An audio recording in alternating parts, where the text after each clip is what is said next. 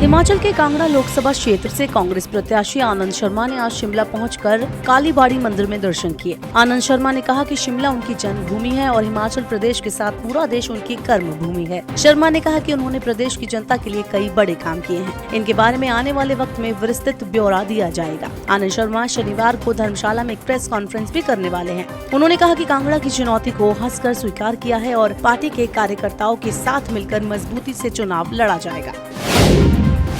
राष्ट्रपति द्रौपदी मुर्मू 4 मई को शिमला पहुंचेंगी। वो वहां 8 मई तक रहेंगी। राष्ट्रपति के दौरे को देखते हुए जिला प्रशासन सभी जरूरी व्यवस्थाओं को पूरा करने में जुटा हुआ है। हर बार की तरह इस बार भी राष्ट्रपति मशोबरा स्थित राष्ट्रपति निवास में रुकेंगी। इस बार राष्ट्रपति द्रौपदी मुर्मू का विमान जुब्बड़हट्टी एयरपोर्ट पर उतरेगा। जुब्बड़हट्टी से मशोबरा तक पूरे रास्ते पर पुलिस के जवान तैनात किए गए हैं।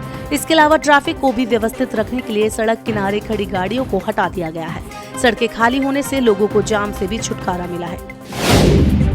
हिमाचल प्रदेश की सुजानपुर विधानसभा सीट पर 1 जून को होने वाला उपचुनाव अपना दल बदलने वाले प्रत्याशियों के बीच है। सुजानपुर विधानसभा से 2022 में राजेंद्र राणा कांग्रेस के टिकट पर विधायक बने थे और अब वह भाजपा की ओर से चुनाव लड़ रहे हैं। वही 2022 में भाजपा की ओर से चुनाव लड़ने वाले कैप्टन रंजीत राणा अब कांग्रेस के टिकट पर चुनावी मैदान में हैं। दोनों नेता पूर्व मुख्यमंत्री प्रेम कुमार धूमल के करीबी हैं। दोनों प्रत्याशियों की जाति भी समान है। ऐसे में मतदाता किसे चुने से लेकर असमंजस बना हुआ है। कांग्रेस छोड़कर भाजपा में शामिल हुए राजेंद्र राणा ने धूमल के घर जाकर जीत का आशीर्वाद लिया। बेशक धूमल पार्टी लाइन के अंदर रहकर भाजपा प्रत्याशी राजेंद्र राणा के साथ सार्वजनिक तौर पर खड़े हैं, लेकिन उनके समर्थकों का साथ कैसे मिलेगा, इसे लेकर चर्चाओं का दौर गर्म है। दोनों ही प्रत्याशियों ने दल बदले हैं, इसलिए अब माना जा रहा है कि जिस दल में भीतरघात कम होगा उसके जीतने की संभावना उतनी ही बढ़ जाएगी।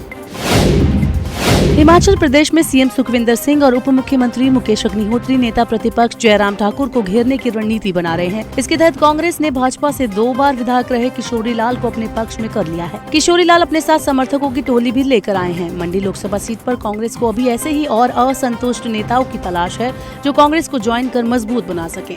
इसलिए कांग्रेस भाजपा की कमजोर कड़ियों पर पैनी नजर रख रही है। जैसे भाजपा ने कांग्रेस के एक के बाद एक नेताओं को अपनी पार्टी में मिलाकर कांग्रेस का मनोबल तोड़ने की कोशिश की, उसी तरह अब कांग्रेस भी जवाबी खेल के लिए मैदान में उतर आई है। माना जा रहा है कि कांग्रेस ऐसे असंतुष्ट भाजपा नेताओं की टोह लेने में जुटी है जिनके पिछले चुनाव में टिकट कट गए थे। किसी भी देश या राज्य का भविष्य वहाँ का युवा वर्ग होता है। हिमाचल प्रदेश लोकसभा चुनाव में भाजपा और कांग्रेस की नजरें भी ऐसे ही युवाओं पर टिकी हुई हैं। एक और भाजपा ने युवाओं को आकर्षित करने का जिम्मा प्रदेश भाजपा युवा मोर्चा को सौंपा है, तो वहीं कांग्रेस ने पंचायतों और ब्लॉक स्तर पर अभियान चलाकर युवाओं को पार्टी से जोड़ने की तैयारी की है। दोनों ही पार्टियों की ओर से इसका प्रारूप तैयार किया जा रहा है। हिमाचल में 18 से 29 साल के लगभग 12 लाख युवा मतदाता है। इनमें 18 से 19 साल के 1,40,000 जबकि 20 से 29 साल के 10 लाख मतदाता है। शैक्षणिक संस्थानों, चौक चौराहों और बाजार में युवाओं से हर मुमकिन संपर्क किया जा रहा है। युवाओं को रिझाने के लिए युवा नेता ही नहीं बल्कि पार्टी के वरिष्ठ नेता भी पुरजोर प्रयास कर रहे हैं। दोनों प्रमुख राजनीतिक दल युवाओं को सरकार की गारंटी और कामों से अवगत कराने में जुटे हैं। लोकसभा चुनाव में उत्तर प्रदेश की अमेठी और रायबरेली सीट पर काफी सस्पेंस के बाद कांग्रेस ने अपने उम्मीदवार घोषित कर दिए हैं, लेकिन पार्टी महासचिव जयराम रमेश ने सोशल मीडिया पोस्ट के जरिए कांग्रेस की सीक्रेट रणनीति की बात कहकर इस बारे में कयासों को जिंदा रखा है कि प्रियंका गांधी जल्द ही चुनावी राजनीति में कूद सकती है। जयराम ने ट्वीट किया है कि राहुल गांधी की रायबरेली से चुनाव लड़ने की खबर पर बहुत सारे लोग टिप्पणी कर रहे हैं, लेकिन वो राजनीति और शतरंज के एक मंझे हुए खिलाड़ी हैं और सोच समझ कर ही दाव चलते हैं। शतरंज की कुछ चालें बाकी हैं, थोड़ा इंतजार कीजिए। इस ट्वीट के बाद कांग्रेस के अन्य नेता और भाजपा असमंजस में हैं।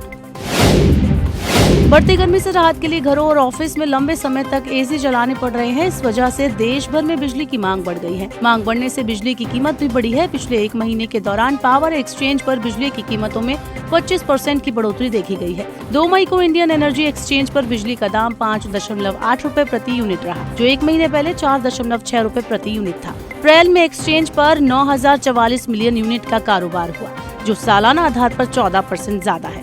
जानकारों का कहना है कि अभी आगे गर्मी और बढ़ने से बिजली की मांग भी बढ़ेगी, जिससे इसके दाम में और उछाल आ सकता है। हिमाचल प्रदेश में एक बार फिर से मौसम करवट ले रहा है। शुक्रवार को प्रदेश के कई इलाकों में बादल छाए रहे। मौसम विभाग ने प्रदेश के कुछ इलाकों में बारिश की संभावना जताई है। मौसम विभाग ने 4 मई के लिए येलो अलर्ट भी जारी किया है। हिमाचल के केलांग में पारा 0.9 डिग्री के करीब है। मौसम विज्ञान शिमला केंद्र के अनुसार हिमाचल में न्यूनतम पारा जहाँ चढ़ा है, वहीं अधिकतम तापमान सामान्य से नीचे चल रहा है। पहाड़ों पर बर्फ पिघलने से पंडोह डैम में पानी का स्तर बढ़ गया है, जिसे देखते हुए BBMB प्रबंधन ने अलर्ट जारी किया है। स्थानीय लोग और पर्यटकों को ब्यास नदी के किनारे न जाने की सलाह दी गई है। अंतर्राष्ट्रीय क्रिकेट स्टेडियम धर्मशाला में 5 मई को पंजाब किंग्स के साथ होने वाले IPL मैच के लिए चेन्नई सुपर किंग्स की टीम धर्मशाला पहुंच गई है। गगल एयरपोर्ट पर टीम के खिलाड़ियों का स्वागत करने के लिए HPCA के पदाधिकारी पहुंचे। इस दौरान प्रशंसकों में खिलाड़ियों के साथ सेल्फी और फोटो खिंचवाने के लिए होड़ लग गई। धर्मशाला में पंजाब और चेन्नई के बीच रविवार को IPL का मैच खेला जाएगा। इसके अलावा 6 मई को RCB की टीम धर्मशाला पहुँचेगी। दोनों ही टीम कल से स्टेडियम में प्रैक्टिस करेगी और पिच का जायजा लेगी।